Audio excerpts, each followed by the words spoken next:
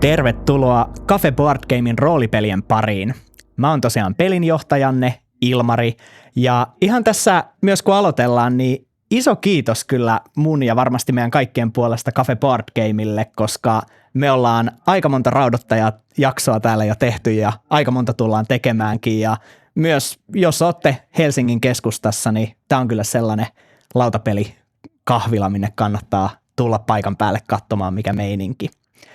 Ja tosiaan, mulla on täällä pöydässä myös 4 aivan upeata pelaajaa, joten lähdetään käymään vaikka täältä suunnasta liikkeelle, eli mikä nimi ja mikä on fiilis nyt ennen pelin alkua?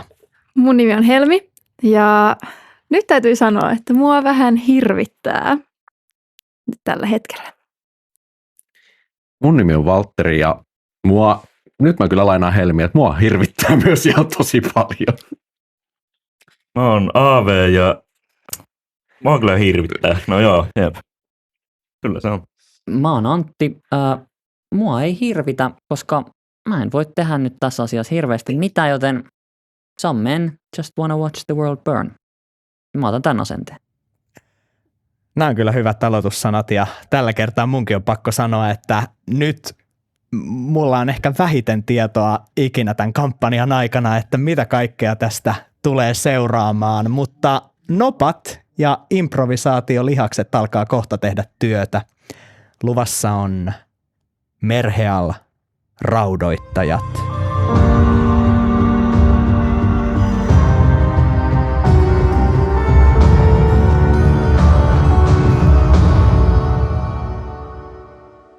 Gustav, Eltrid, Nial, te seisotte hämärässä, kivisessä kammiossa, jossain rautatornin uumenissa, paikassa, jota valaisevat muutamat lyhdyt sekä aavemainen vaalea hehku, joka kohoaa tämän rituaalikehän keskeltä kivijalustalta, jolla lepää Minuarin riutunut, rintakehä auki oleva ruumis, jonka sisäinen höyry kohoaa valaisten kalpealla valollaan 2 kehää kiertävää hahmoa, Gustavin sekä raudoittajien komentaja Aevar Poltetun, jonka synkät silmät tuijottavat Gustavia. Tumma, kättä muistuttava palanut arpi on hänen kasvoillaan, kun hän kokeilee suuren pitkämiekan painoa.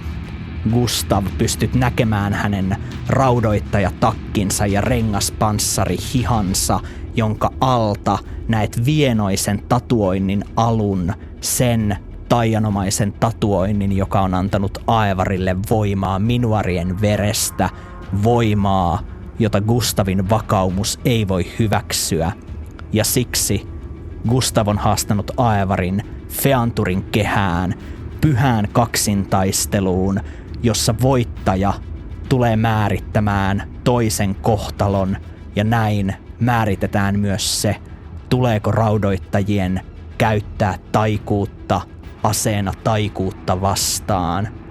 Ja Gustav, kun kierrät kehää Aevarin kanssa ja tämän synkän soturin katse kohtaa omasi, mitä Aevar näkee katsoessaan Gustavia tällä hetkellä ennen kuin kohtaaminen alkaa?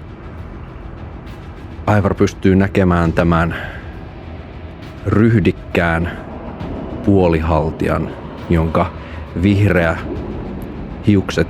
hiukset ovat osittain taipuneet nyt vasemmalle puolelle. Säänpieksämät kasvot näyttävät päättäväisiltä, mutta omalla tavallaan myös surulliselta, koska tässä on kyse kuitenkin raudoittajien johtajasta, joka on Gustavin hyvä vanha ystävä, jonka kanssa he ovat nähneet monet taistelut aikaisemmin. Mutta syvä päättäväisyys ja kylmyys on ne ensimmäiset asiat, mitkä huokovat Gustavin silmistä, kun hän katsoo syvälle Aevarin silmiin. Ja tällä hetkellä Nial ja Eltrid käytävän tämän rituaalikammion reunalta te huomaatte, miten kummatkin valmistautuvat miekkoinensa kohtaamiseen. Ja aloite on Aevarilla, kun hän nytkähtää liikkeelle taisteluun Gustavia kohden. Hän pyöräyttää pitkän 2 käden miekkansa ja Gustav, olet ottamassa iskua vastaan, vaan se osuu nopeudella, jota edes sinä et ole pystynyt odottamaan, mutta ei pysty tekemään haavaa, sillä saat täpärästi omaa miekkaasi sen verran tätä miekkaa vasten ja sinulla on mahdollisuus toimia. Gustav on sparrannut Aivaria vastaan aikaisemminkin. Hän on taistellut häntä vastaan, taistelija vastaan. Mutta tässä hetkessä hän huomaa, että hän ei taistele enää vaan taistelijaa vastaan, vaan taiankäyttäjää vastaan. Joten sen sijaan, että hän taistelisi niin kuin taistelija, hän taistelee niin kuin raudoittaja taistelee taiankäyttäjää vastaan. Hän hyppää taaksepäin ihan ringin reunalle. Hän ottaa omat heittokahleensa ja yrittää heittää nämä kohti Aivaria ja kahlita hänen kätensä. Huomaat, että Aevar on siirtänyt miekkansa miekkamestarin varoasentoon liikkuen ketterästi suuresta koostaan huolimatta ja sinulla on haitta raudoittamiseesi. Riittääkö se saamaan Aivarin kädet ansaan?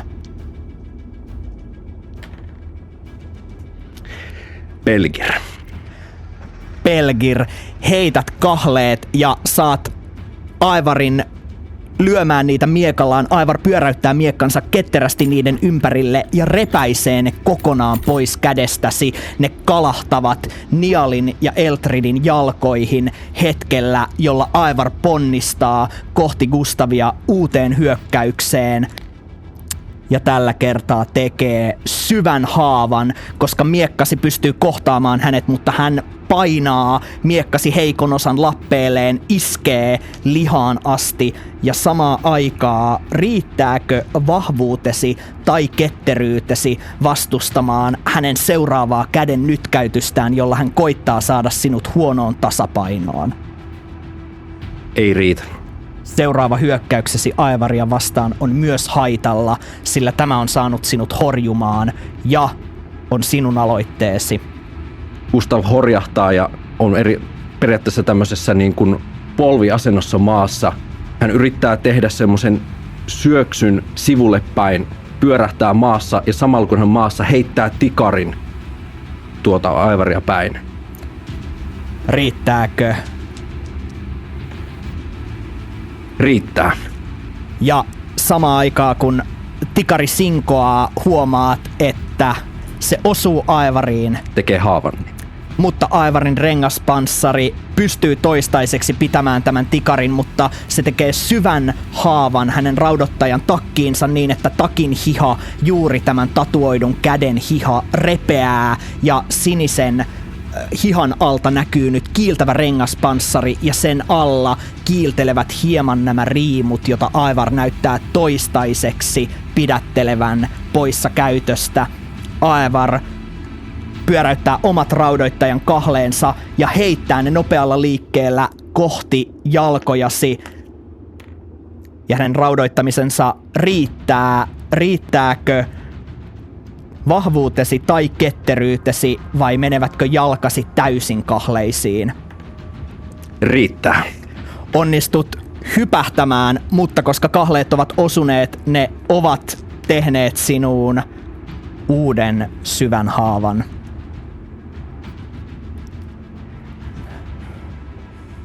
Loppuun asti, Gustav. Loppuun asti! Ja Aevar käyttää hänen miekkamestarin varoasentoaan jälleen, pitäen haitan edelleen seuraavaa hyökkäystäsi vastaan. Mutta aloite on hänellä tässä seuraavassa tilanteessa ja hän syöksyy sinua kohti edelleen miekka viuhuen, mutta ei saa haavaa aikaiseksi, saa torjuttua täpärästi muutaman hänen lyöntinsä ja on sinun hetkesi. Gustav taas hyppää aivan ringin reunalle, ottaa maasta ottamaan ketjuruoskansa ja yrittää sillä vetää Gustavilta miekan pois. Aivaria kohden tähdätty kahleketju. Riittääkö raudoittamisesi? Ei riitä, mutta Gustav käyttää pitkäaikaista virtuoosikykyään, jolla hän pystyy puskemaan kerran ilman ottamatta taakkaa. Raudoittaminen on se asia, mitä hän on tehnyt alusta lähtien Aivarin kanssa. Eikä se siltikään riitä. Onnistut saamaan tämän kahlekettingin Aivarin miekkaan, mutta huomaat, että tällä hetkellä Aivar jännittää kättään. Näet, miten tämä riimu siellä käden alla alkaa hohtaa ja äkkiä koko ruoskasi mitta helähtää kirkkaaseen polttavaan valoon, joka yltää käteesi asti ja joudut irrottamaan kätesi samalla ottaen haavan. Näetkö, Gustav, tulella tulta vastaan? Ja Aivar tämän tehtyään hyökkää miekalla sinua vastaan ja otat haavan. Tämä haava on kriittinen. Hän lyö jalan altasi sitten toisen tehden valtavat vuotavat haavat, jolloin olet tippunut polvilleen hänen eteensä. Aivar laskee pitkän pitkämiekan terän lepäämään toista hartiaasi vasten, katsoo synkillä silmillä syvälle ja kohottaa myös katseensa Nialiin ja Eltridiin tehden pienen arvioinnin. Ja hän katsoo sinua jälleen. Olet taistellut hyvin, ystävä, mutta Feantur on valinnut puolensa. Onko sinulla viimeisiä sanoja?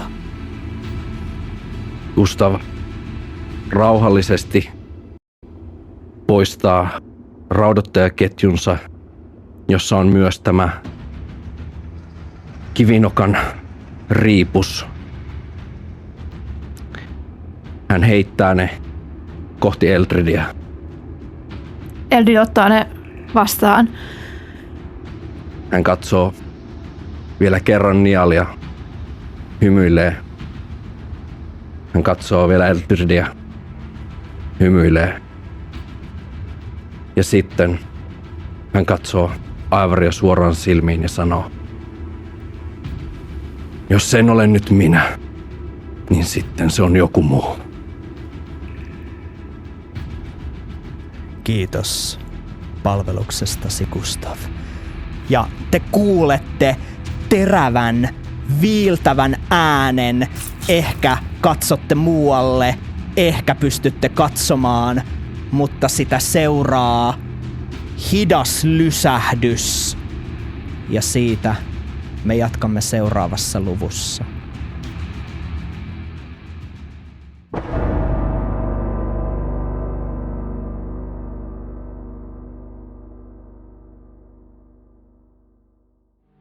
Nial ja Eltrid, te katsotte, miten Gustav lysähtää kohti maata vain tullakseen Aivarin käsien pitelemäksi, kun Aivar, joka on juuri hetki sitten tiukalla vedolla viiltänyt Gustavin kurkun vuolaasti auki, on nyt ottanut hänen ruumiinsa kiinni ja laskee hänet hellästi selälleen maata vasten, asettaa hänen kätensä miekkaa puristaen rintakehälle, joka on nyt tumman veren märäksi tahrima.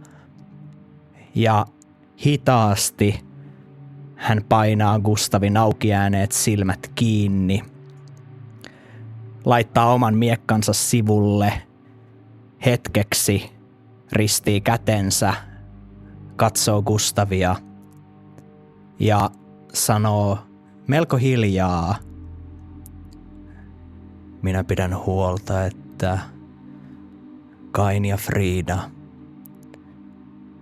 jos he joskus jotain tarvitsevat, niin raudoittajat maksavat sen velan, minkä sinä olet verelläsi ostanut, ystävä. Ja Aevar kohottaa katseensa teihin valppaana, mutta hieman pahoittelevana. Feanturin oikeus on kovaa. Ja tässä tilassa meidän kaikkien on kohdattava vakaumuksemme. Gustav kohtasi omansa. Hän teki soturin valinnan. Ja jos Feanturin käsi olisi suosinut toista, hän päättäisi nyt meidän tulevan suuntamme. Feanturin käsi. Sinun kätesi tämän päätti eikä kenenkään muun. Älä yritä esittää, että siellä olisi ketään, joka sinua kuuntelee. Feantur. Me olemme täällä yksin. Luulisi, että raudoittajien johtajassa edes olisi miestä seistä omien tekojensa takana. Jumalilla ei ole tässä mitään asiaa. Aivar nousee seisomaan, kohoten Nialia useamman pään pidemmäksi. Minä tapoin Gustavin. En aio kieltää sitä. Ja minä en ota mitään nautintoa siitä. Hän ei muuttanut omaa vakaumustaan, enkä minä ole muuttamassa omaani. On ollut vaikea varmasti nähdä se, mitä te näitte. Ottakaa tämä ilta rauhoittuen, hyväksyen se, mitä tapahtui. Huomenna sarastuksen aikaan työmme jatkuu ja kerron teille uuden suunnan. Ja hän katsoo Eltridiä. Gustavin viimeinen sana pysyy. Eltrid, sinä olet tämän ryhmän seuraava johtaja. Ja teidän ryhmänne tulee aloittamaan työnsä heti aamulla, kunhan olemme laskeneet Gustavin siihen lepoon, minkä hän ansaitsee. Ilmeisesti asia on siis niin. Pelkureita ja typeryksiä kaikki. Aevar, minä haluaisin nyt olla hetken ystäväni kanssa. 2. Aevar katsoo taaksepäin siihen Minuarin ruumiiseen, joka yhä höyryää tätä vaaleaa höyryä. Oi, älä pelkää. En minä tuon olennon jäännöksiin koske. Minä haluan vain hyvästellä Gustavin. Jompikumpi teistä voi vielä ottaa valittavakseen kantaa tuon olennon riimun ja muistot. Mutta myös tätä voitte miettiä yön yli. Ja jos olette edelleen kieltäytyvällä asenteella, minä pystyn välittämään tämän voiman myös jollekin toiselle tornista. Mutta saat hetkesi. Ja Aevar pyyhkii tämän pitkämiekkansa, kuin tämä olisi ollut vain yksi tavallinen toimitus osana päivää, asettaa miekan tuppeen, nyökkää ja lähtee nousemaan jyrkkiä, mustia portaita ulos tästä mustasta, lasisesta kivestä kaiverretusta rituaalihuoneesta. Eldrid katsoo Aivarin perään vihaa silmissään ja kääntyy Nialia ja Gustavin ruumista kohti. Ovi kolahtaa ja Aevar on poistunut tilasta. No niin. Sinusta taisi tulla nyt johtaja vähän pidemmäksi aikaa. Valitettavasti. Olisin halunnut Mitä? tehdä jotain Gustavin hyväksi. Niin varmasti, mutta kun kukaan ei käskenyt niin, et siihen pystynyt, niinkö? Tiesin, ettei Gustav kestäisi, jos hän olisi voittanut kaksintaistelun meidän avullamme. Ymmärrän. Sinä seuraat hänen käskyjään hautaan asti. Oli se sitten omasi tai hänen. Tosin enhän minä ole sen parempi. Minäkään en tehnyt mitään. Eldrid. Minulla ei ole ollut kovin monta ihmistä minun elämässäni, jotka ovat tehneet minun vaikutuksen, mutta Gustav oli yksi heistä, joten saanko olla hetken hänen kanssaan? Saat. Kiitos. Eltridin poistuttua tilasta Niall jäät katsomaan Gustavin kasvoja. Ne ovat hieman kivun vääntämät, mutta silmätummessa veri hiljalleen kuivuneena paikoilleen, vähän vielä valuen. Niissä on jälleen jotain kierrolla tavalla levollista noissa vanhoissa isällisissä kasvoissa. Myrskyn surmaaja. Mutta tulta sinä et pystynyt surmaamaan. Gustav, nyt minä en tee niin kuin sinä käsket tai niin kuin sinä haluat. Ja Niall polvistuu Gustavin viereen, ottaa tikarin tupestaan ja leikkaa pienen suortuvan hänen hiuksiaan, pujottaa ne sormensa ympärille pieneksi kiehkuraksi, ottaa kaavustaan pienen pussin, johon laittaa ne hiukset. Nyt minä en tee niin kuin sinä haluat, vaan niin kuin minä haluan. Älä luule, että sinun leposi olisi pitkäaikainen. Ja näin sanottuaan Niall lähtee ulos huoneesta. Aurelio, olet raudoittajien tornilla laskeutumassa jyrkkiä kierreportaita kohti tätä kellarikerrosta, kun huomaat, että Aevar astelee raskain askelin pääpainuksissa, kunnes hänen silmänsä kohtaavat sinut. Tervehdys. Olin juuri etsimässä ryhmääni. Ovatko he alalla? Aevar ottaa muutaman askeleen ja laskee hänen käden sun olkapäälle. Sä huomaat muutaman veritahran siinä kädessä. Aurelio, on tapahtunut jotain sellaista, mistä sinunkin on hyvä kuulla.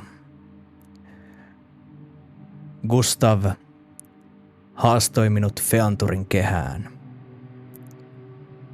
Meillä oli erimielisyyksiä siitä, mihin suuntaan raudoittajien tulee edetä voittaakseen minuarit. Feantur suosi minun kättäni. Olen pahoillani. Erimielisyyksiä mistä? Mehän olemme kaikki me raudoittajia. Meillä on yhteinen tehtävä. Riittääkö suostuttelusi saamaan Aevarin kertomaan lisää? Ei riitä. Asia on vielä tuore. Minä kerron sinulle lisää, kun on aika. Voitte ottaa illan vapaaksi ryhmäsi kanssa. Teille on ruokasalissa illallinen. Huoneessanne voitte levätä. Seuraavana aamuna jätämme hyvästit Gustaville ja saatte uudet käskynne. Ja hän jatkaa vain näin vähän sanoja vaihdettuaan matkaa ja pian laskeutuessasi alaspäin näet ensimmäisenä Eltridin tulevan portaissa vastaan ja et ole aikaisemmin nähnyt Eltridiä näin tunteidensa vallassa. Aurelio taraa Eldridia käsivarista. Onko se totta? Gustav on kuollut.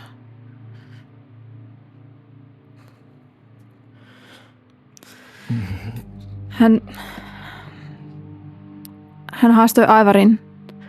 Niin, minä kuulin jonkun erimielisyyden. Meillä on ruokaa ruokasalissa. Aurelio jatkaa alaspäin. Häkeltyneen. Jatkaako Eldrid matkaansa alas vai eteenpäin ylös? Eldrid jatkaa matkaa johonkin hiljaiseen syrjäiseen. Hän haluaa olla yksin. Jokaisella raudoittajalla, kuten myös teillä, on Rautatornilla omat huoneensa. Ne ovat pieniä, kapeita kammioita, joissa on usein yksi kapea ikkuna ulospäin, sänky, asetelineet, varustekaappi ja mitä ikinä te olette itse paikalle tuoneet. Ja tänne huoneeseesi tie siis sinut johtaa ollaksesi hetken aikaa itseksesi. Saa tuon oven takanaan kiinni. Eldrid ottaa käteensä Gustavin antaman ketjun ja puristaa sitä ja romahtaa täysin. Hän tuntee syvää katkeruutta Gustavin päätöstä kohtaan. Ja Aurelio, jatkat alaspäin kohdaten Nialin saapuvan rituaalikammiolta, jonkinlaiselta kammiolta, joka tiedät sinne aina silloin tällöin muutamien raudoittajien menevän. Sinulle se on ehkä aina ollut lähinnä ruumishuone, mutta et ole itse siellä käynyt. Ja nyt Nial on sen ovella, joka on ehkä lähes painettu kiinni. Siinä te kohtaatte. Siinähän sinä olet. Onko hän vielä sisällä? Kyllä. Siellä hän on. Mene antamaan viimeiset jäähyväisesi, kun siihen vielä on aikaa. Aurelio menee. Aurelio, Niin. missä sinä olit? Olin tutkimassa sitä viestikiveä. Sain Niin, selvää, missä. Kerro myöhemmin. Aivan. Sinä olit tutkimassa ja tekemässä järkeviä päätöksiä, eikö näin? Mitä sinä ajat takaa? En minä mitään. Säästit silmäsi siltä ja ehkä me säästyimme myös siltä, että sinä olisit yrittänyt parantaa hänet henkihieväristä takaisin niin kuin olet tehnyt ennenkin. Hetki, te näitte sen. Voi kyllä. Jokaisen mestarillisen miekan iskun ja jokaisen Gustavin vanhojen ja kankeiden käsien tekemän virheen jokaisen hetken me näimme. Ja te ette tehnyt mitään. Niin. Me seisoimme siinä vieressä ja annoimme sen tapahtua. Se oli Gustavin tahto. Mitä sinä olisit tehnyt?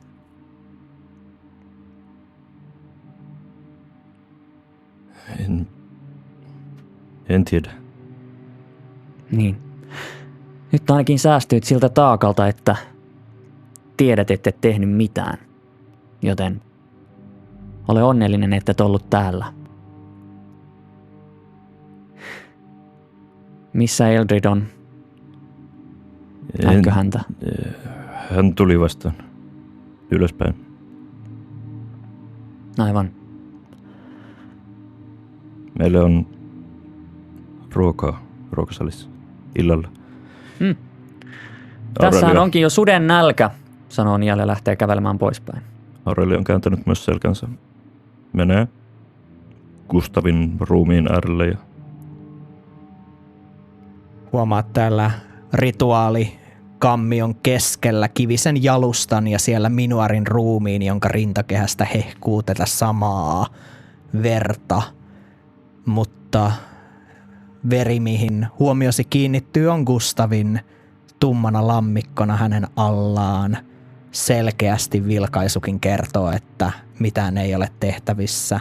Hän näyttää jo kalpealta, mutta rauhalliselta. Aurelio polvistuu siihen ja koskettaa Gustavin otsaa, suuta ja rintaa. Hellästi ja jää siihen hetkeksi katsomaan Gustavia. Olet siinä, kunnes kuulet kolisevat rauhalliset askeleet, kun muutama mustaan puoliviittaan pukeutunut rautatornin vartija kypärä päässään tulee luoksesi, nyökkää kypärän tumman visiirin läpi ja häidän mukanaan tulee alkemisti Vilmorn, tämä vanha puolihaltija mies, kohottaa lasit silmilleen ja vähän laittaa viittaansa paremmin. No niin. Näyttää siltä, että teidän seurueenne on käynyt hieman harvemmaksi. Pitäkää ruumisloitolla tuosta Minuarin omasta hehkusta ja tuokaa, siistikää se, voitte tuoda sen minun luokseni. Älä huoli, Aurelio, minä pidän huolta, että hän on hieman sopivammassa kunnossa. Pitäkäämme hautajaiset heti seuraavana päivänä, niinhän se oli. No niin, ja ne vartijat alkaa nostaa Gustavia siitä ja laittaa häntä jonkinlaisiin paareihin ja Vilmorn jää siihen paikalle. Aurelio astuu syrjään, seuraa tätä toimitusta ja lähtee perässä seuraamaan ylös ja sieltä sitten omaan huoneeseensa. Ja minkälaisen hetken kukin teistä viettää kenties omissa kammioissanne ja minne suuntaatte seuraavaksi? Aurelio on hetken omassa huoneessaan, mutta ei pysty olemaan aloillaan tekemättä mitään ja päättää mennä sinne kirjastoon, missä oli aiemmin. Palaat kirjastolle. Ovella seisoo jälleen vartija, mutta olet käynyt sisällä aikaisemmin. Hän nyökkää, päästää sinut sisälle uudelleen. Näet nämä kaareutuvan tilan hyllyt, jotka on kaiverrettu osaksi tätä mustaa lasimaista kiveä. Paljon kääröjä, muutamat kirjat. Tämä kirjasto ei ole kooltaan juurikaan kovin suuri, mutta tiedät sen sisältävän sitäkin tärkeämpää tietoa. Aurelio alkaa aika maanisesti katsomaan siellä vaan jotain, mikä liittyy linnametsään, minuareihin. Ihan vaan, että saisi hetkeksi jotain muuta ajateltavaa. Maanisesti kerää sieltä kirjoja ja sitten istuu niiden pariin. Jäät opiskelemaan tulevaa aluetta, jotain mihin keskittää mielesi tämän kaiken keskellä. Entä Niall? Miltä Niall näyttää, miltä hänen huoneensa, kammionsa kenties? Niall istuu kammiossaan. Hänen kasvoillaan ei ole ilmettä lainkaan, mutta hänen silmänsä ovat sitäkin enemmän elossa. Hän istuu paikallaan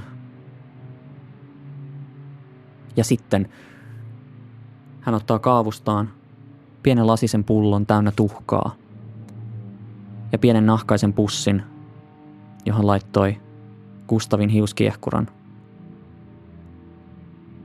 Ja kietoo hiukset hyvin hellästi ja hienovaraisesti pullon ympäri. Ja katselee, miten ikkunasta paistava valo menee pullon lasin läpi. Feantur.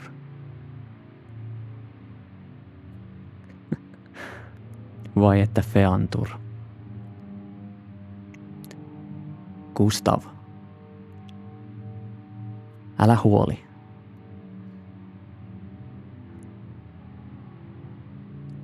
Minä otan sinutkin mukaan. Ja pullo menee takaisin hiusten kera hänen kaapunsa sisään. Ja sen jälkeen Niallin kasvoille syttyy samanlainen elo, mitä siinä on ollut aikaisemmin. Ja hän alkaa katsella ympärilleen huonettaan, joka on pieni ja vähän kolkko. Ja alkaa jo miettiä, mistä saisi ruokaa vatsansa täytteeksi.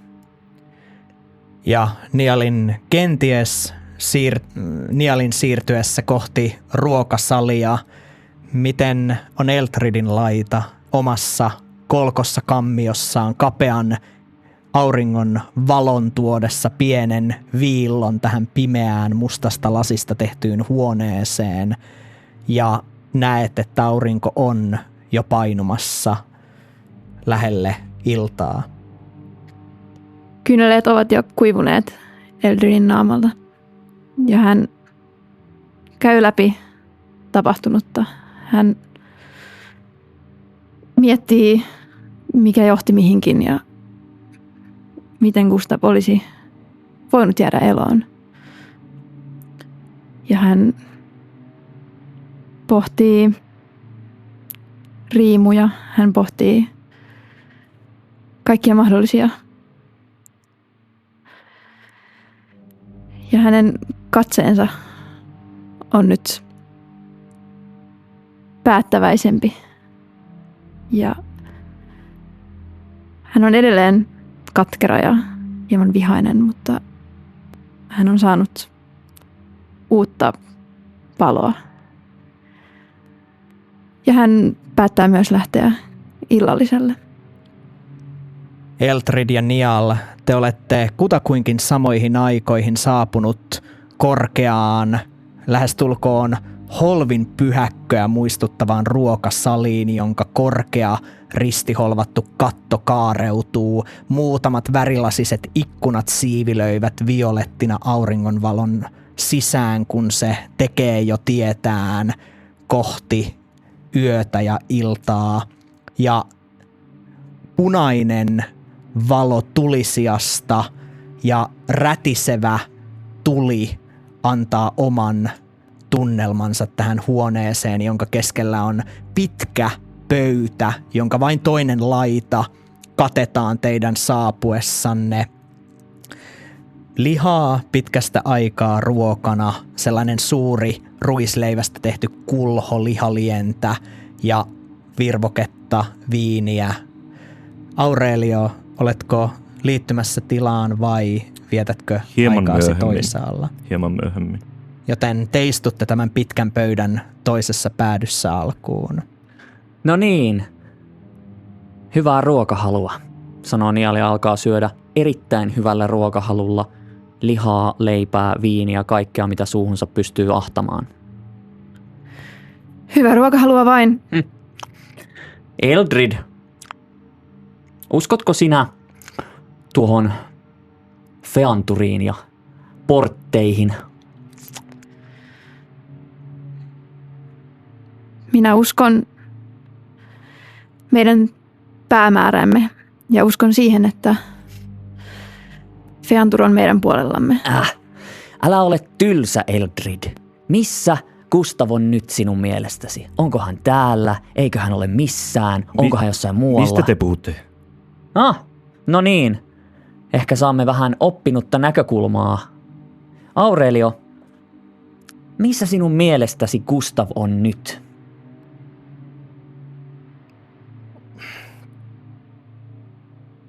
Ja ota toki lihaa ja viiniä, sitä on yllin kyllin. Aurelion leuka kiristyy puolelta toiselle. No, veikö kissa kielen? Ensin te barbaarit tapaatte toisenne jollain vanhanaikaisella oikeusjärjestelmällä ja sitten te ette osaa edes surra oikein.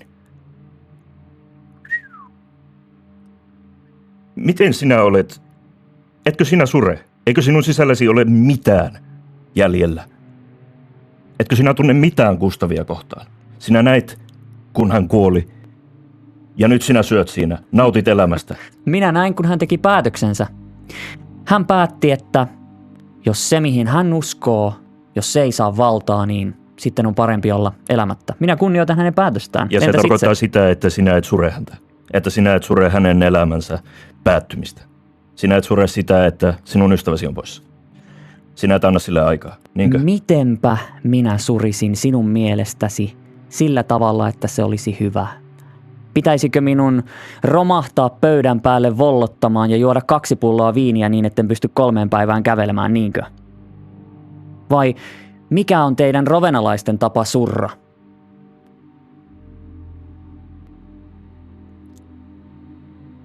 Esimerkiksi puhumalla kuolleesta kunnioittavasti.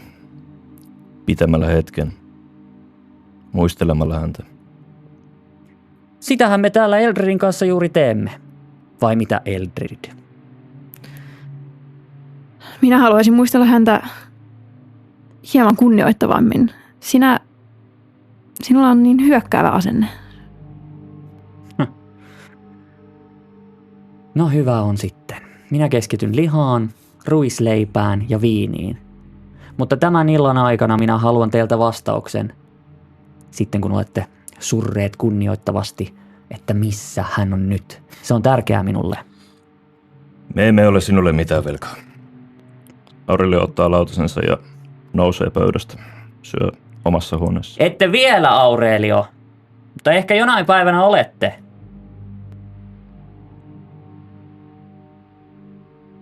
Ja missä Gustav sinun mielestäsi on? Vasta sinä ensin, niin sitten minä lupaan vastata. Minä en ole vielä valmis vastaamaan. Niinkö? Eikä kukaan ole kertonut sinulle, mitä pitää uskoa. Eikä kukaan ole käskenyt sinua ennen. Hyvä on.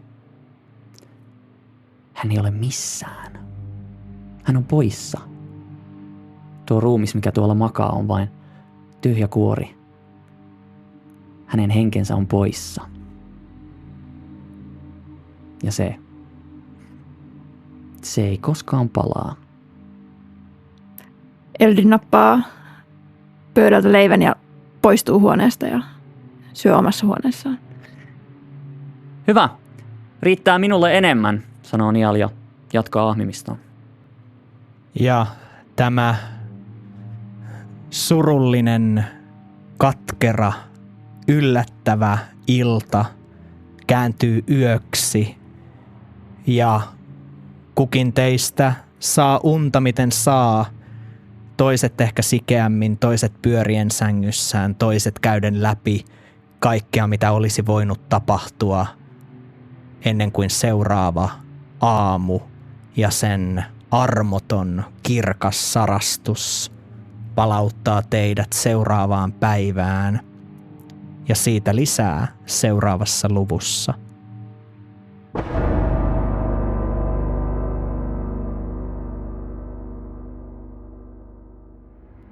Te olette saapuneet seuraavana aamuna tämän rautatornin keskikerroksen suureen aulatilaan, jonka keskellä kohoaa vaaleammasta kivestä tehty holvinuskon holvikaari, josta riippuu pitkänä edesmenneiden raudoittajien ketjuja. Ja tämän holvikaaren alle on tuotu leveä pöytä, jolle on laskettu Gustavin pesty ja käsitelty ja uudelleen raudoittajien seremonialliseen taisteluasuun puettu ruumis. Muutamat suitsukkeen katkut erottuvat tilassa. Harmaan vaaleansiniseen holvipapin kaapuun pukeutunut kumarainen pappi on paikalla sanomassa viimeisiä sanoja. Muun muassa Aevar seisoo muutaman muun sinitakkisen raudoittajan kanssa tilassa, jonne myös teidät on kutsuttu.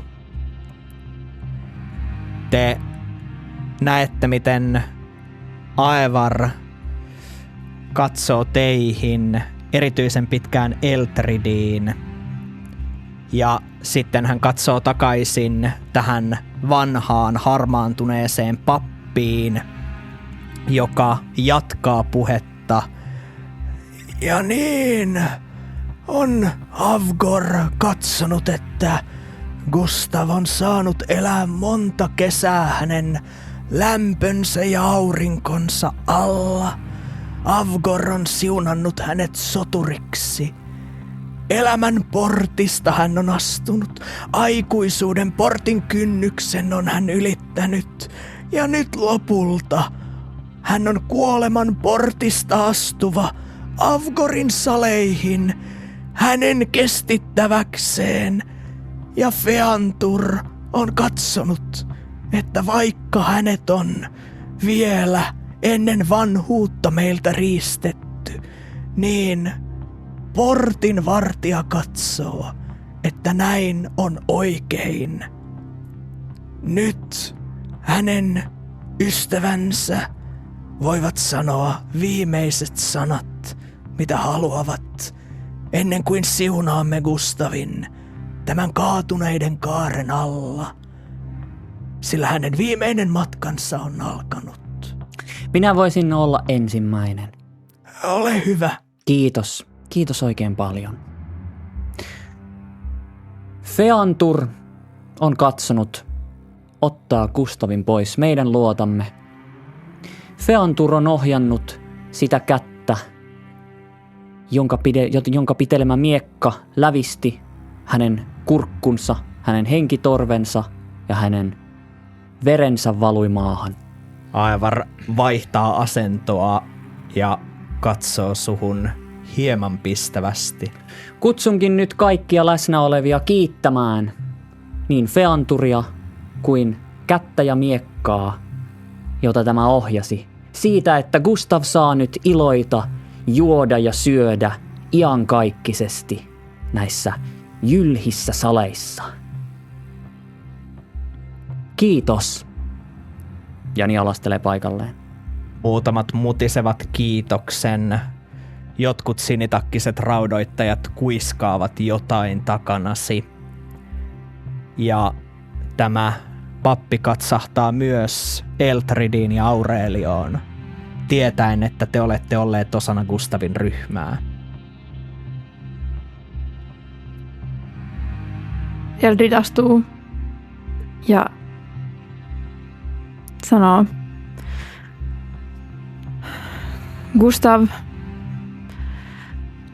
Gustav teki valintansa olla raudoittaja. Ja hän teki valintansa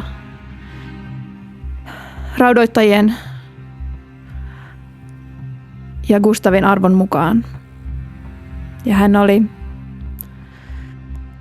oli loppuun asti raudoittaja ja tarkoituksensa seuraaja.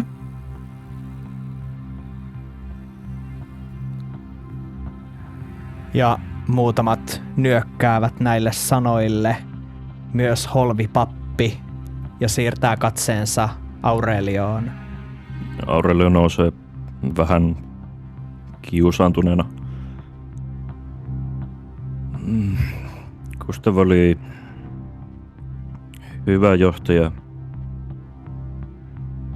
oiva soturi ja raudoittaja loppuun asti.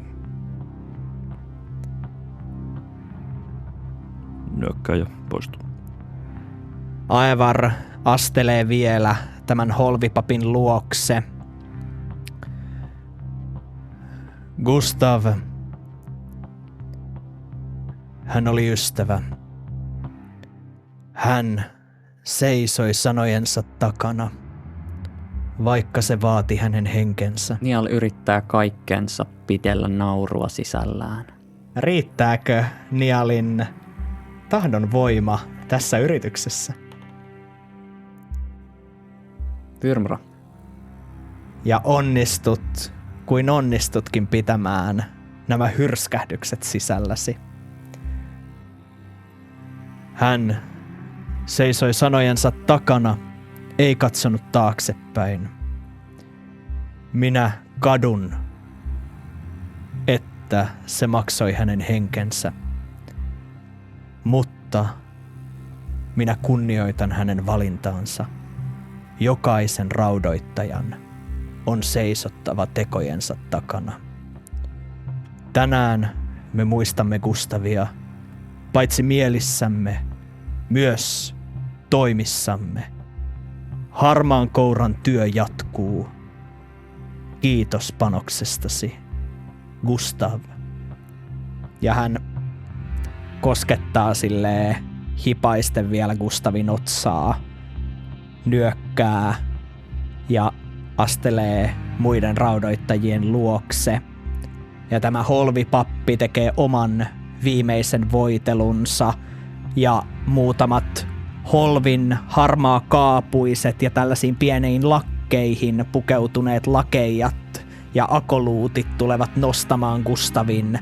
Ikään kuin tämä pöytätaso näyttää nousevan kuin paarit, joilla he kantavat Gustavin pois tämän holvipapin mennessä, heiluttaessa suitsuketta. Ja Aevar saapuu tämän jälkeen Eltridin luokse. Gustav antoi sinulle johtajan ketjun, vaan se on myös Gustavin oma merkki kaatuneiden kaareen. Sepät tekivät sinulle oman ketjusi, jossa on nimesi. Kiitos.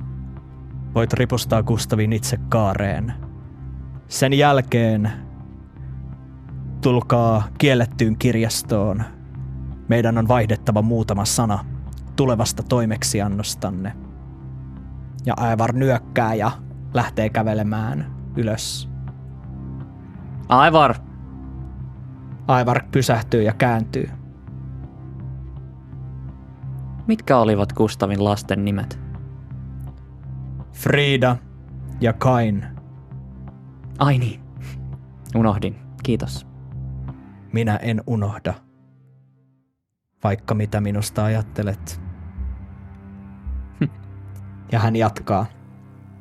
Eldrid pitää Gustavin ketjua kädessään ja ripustaa sen hitaasti kaareen, mutta hänen on vaikea päästä irti ketjusta. Hän pitää siitä, hän puristaa sitä vielä viimeisen kerran, katsoo muita silmiin ja päästää ketjusta irti. Aurelio tulee taputtamaan Eldridia selkään ja Niall seisoo Jatkaa. kauempana.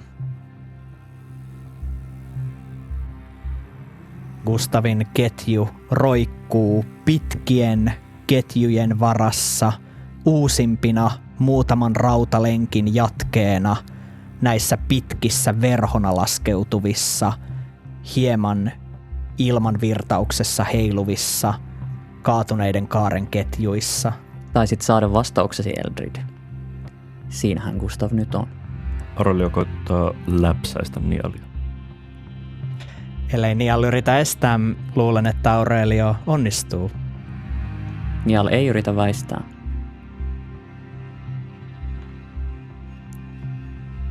Ei onnistu.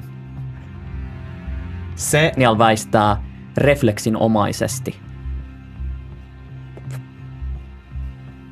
Pidä suusi tukos.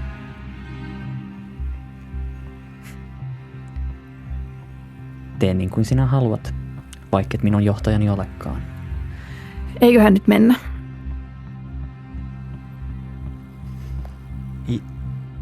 Ja te nousette portaat tähän kiellettyyn kirjastoon, jossa Aurelio on viettänyt edeltävän yönsä, mutta josta nyt on ylimääräiset kirjat korjattu paikoilleen.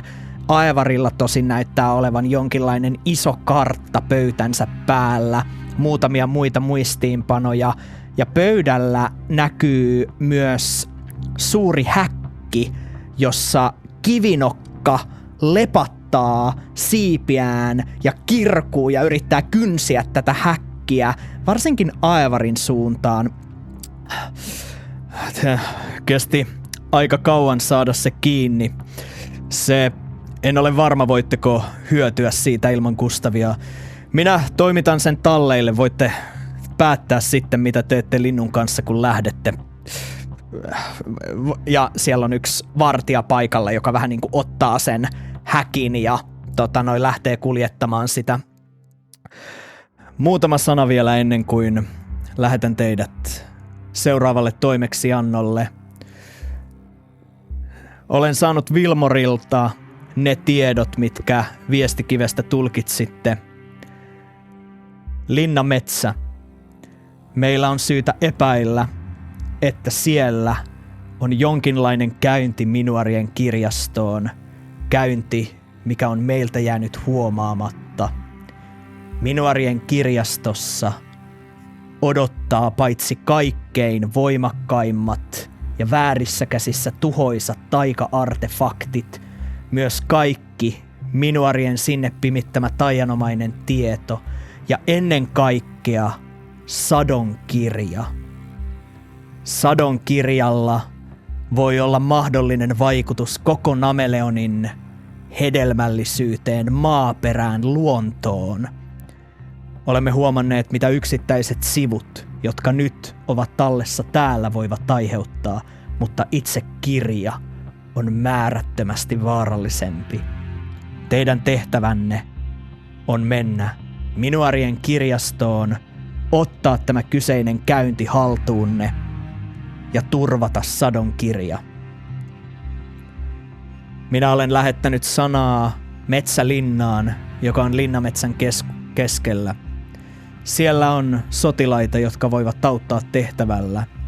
Ja jos he pystyvät lähialueilla, Celestilin seuraajien liikkeitä on tutkinut myös raudoittaja, joka pystyy ehkä liittymään teitä tukemaan. Tämä on vielä epävarmaa, mutta ehdotan, että suuntaatte ensin Metsälinnaan, kysytte, mitä tietoa heillä on lähialueista, ja aloitatte etsintänne.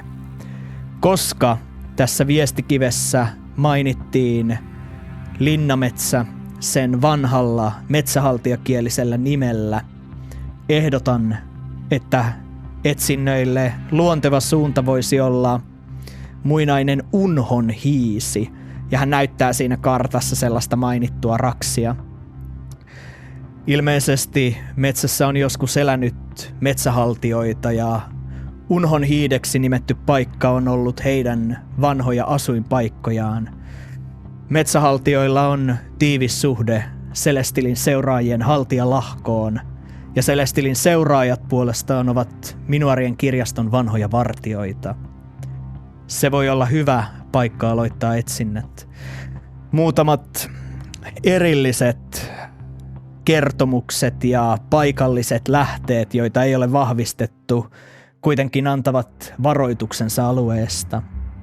Moni sinne eksynyt matkalainen on kadonnut ja heidät on saatettu löytää päiviä, viikkoja tai joskus jopa kuukausia tai vuosia myöhemmin muisti osin vaurioituneena siitä paikallisten nimialueelle. Onko teillä kysymyksiä tehtävästä tai tehtävän suunnasta? Hei, minun puolestani. Kun tai jos pääsemme Minuarien kirjastolle, otamme sieltä siis Sadonkirjan, tuomme sen tänne, niinkö?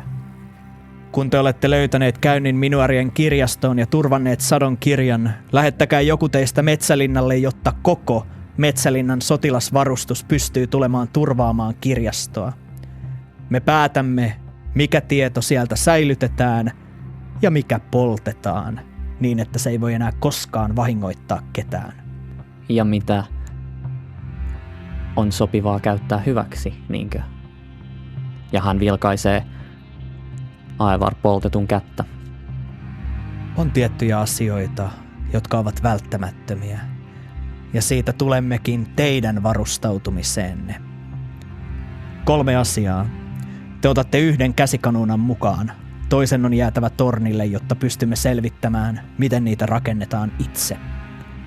Toisena, minulla on 1 pullo araskulia. Varamme ovat vähäiset, mutta tämän voin antaa teille. Se voidaan myös takoa osaksi jonkin asetta, jolloin siitä voi olla enemmän hyötyä kuin vain kertakäyttö. Päättäkää kenen aseeseen tai ottakaa se jauheena. Rautatornin seppä hoitaa loput. Ja 3. Minuarin veri. Tämä Minuar on suunnitellut jonkinlaista juonta, joka liittyy Sadonkirjaan. Hänen veri on tie hänen muistoihinsa. Ja hän katsoo Aureliota. Ollakseni rehellinen. No, minä en halua tämän tiedon päätyvän Rovenan käsiin. Silläkin uhalla, että olen ennakkoluuloinen, minä aion sanoa sen suoraan. Barbaarit eivät jaa tietoa kenelle tahansa, Aurelio. Aivar riisuu hänen sinisen raudottajan takkinsa, vetää hänen rengaspanssariaan taaksepäin ja näet kiehkuraisen tatuoinnin hänen kädessään, joka ensin näyttää vain hieman arpeutuneelta tatuoinnilta, mutta pian se alkaa hehkua kuumaa valoa kuin rauta. Aevar kääntää kätensä ja pienet kipinät ja pieni tulen alku tanssii kädellä. Minuarien verta voi hyödyntää siirtämään taikuuden ihmiseen.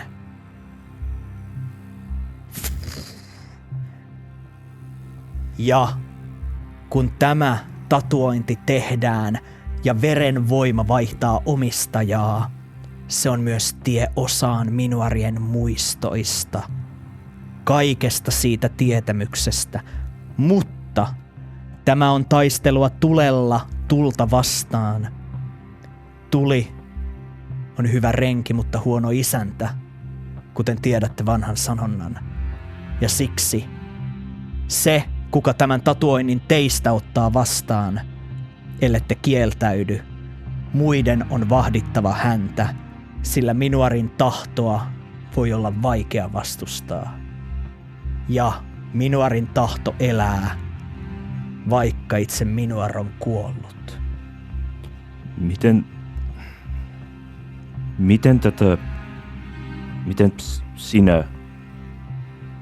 sinä voit käyttää sitä? Me löysimme vanhoja kääröjä Rovenan imperiumista, taianomaisista tatuoinneista, joita heidän akatemiassaan on harjoitettu. Ainoa ero, että nämä ovat olleet tatuointeja haltijalta toiselle ja ne on tehty musteella, vaan me sovelsimme käytäntöä, teimme lukuisia testejä, osan jo salassa sodan aikana ja lopulta sodan jälkeen itse sodan aloittaneen minuarin Istargonin tulinen veri on nyt minun voimani. Ja hänen muistonsa siis myöskö? Osin, vaikka minuar on elänyt maan alusta asti, joten kaikkea muistia on vaikea hyödyntää, eikä edes kannata sukeltaa liian syvälle. Se on pohjaton syvänne, jonne voi kadottaa itsensä. Minun on vaikea muistaa edes omia asioitani, joten en usko, että olen kovin sovelias tälle voimalle. Minä asetun vapaaehtoiseksi. Mutta minä en ole kovin etevä lähitaistelija. Voiko sitä käyttää? Voiko sitä käyttää taisteluun? Tämä on uutta voimaa. Olemme tehneet testejä vasta vähän. Se soveltuu käyttäjäänsä. Ainakin sen verran me tiedämme.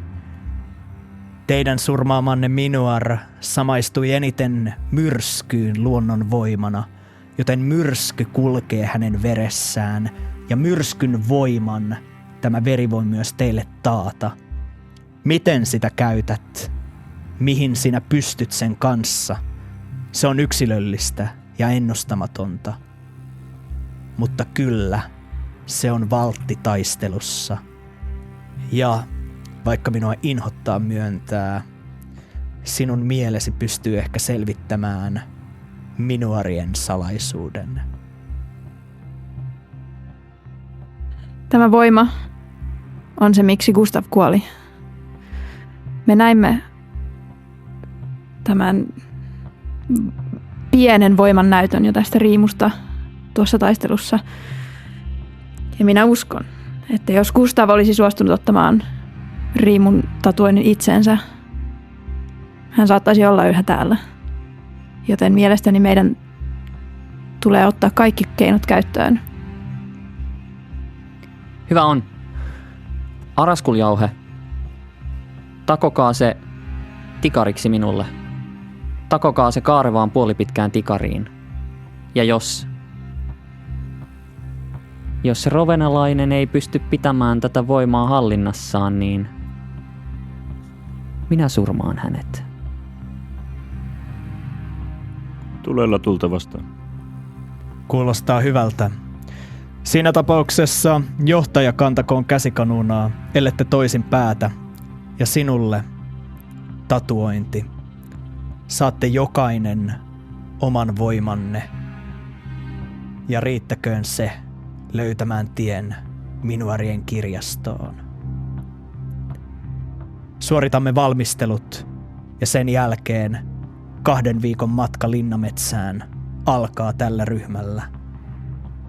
Minä tiedän, että Gustav vastustaa metodejamme, mutta hän ei vastustaisi tavoittettamme.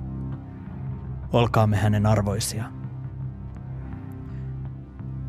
Ja te alatte tehdä valmisteluja, Aurelio, odottaen sitä, mitä tämä muinainen taikuus voi sinulle tuoda, tämä uusi omituinen adaptaatio, joka menee lähemmäs kenties sitä, mitä olet tavoitellut, mutta sellaisella tavalla, mitä et ehkä ole osannut odottaa.